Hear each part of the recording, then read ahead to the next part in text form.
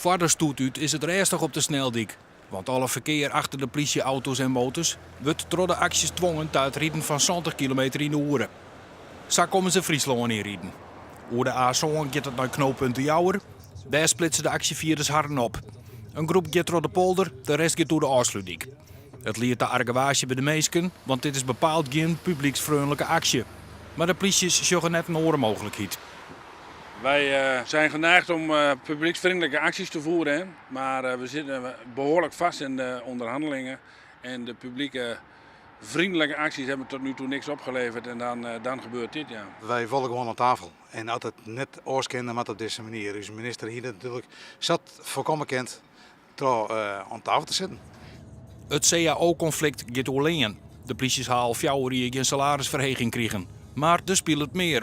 Doordat iedereen al langer doorwerkt, worden jonge mensen nu veel eerder zwaarder belast. Dus wij zeggen er moet nu echt een beter duurzaam inzetbaarheidsbeleid komen.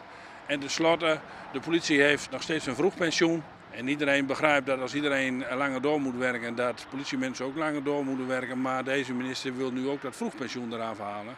Ja, dat in combinatie met het werk wat al steeds zwaarder is, het inleveren van vrije zondagen. Daarmee komen wij tot de conclusie dat het onacceptabel is. Maar we vinden wel dat de politie hier ook mooi gemengde gevoelens in zetten, hè, met deze actie. Altijd. Wij ben geen mensen die actie voeren willen. Het moet voor ons regelen worden. Dat is gewoon zo. Wij willen dit net. Maar dat kent het ons. Hebt u al wat reacties gehad van het publiek? Ja, links en rechts worden er wat gebeld. En ik volg natuurlijk Twitter en Facebook. En ook het publiek reageert met gemengde gevoelens. Vaak is er wel begrip. Maar als je net toevallig vandaag over de afsluitdijk ergens snel naartoe wil, ja, dan voelt dat niet prettig en dat begrijp ik ook.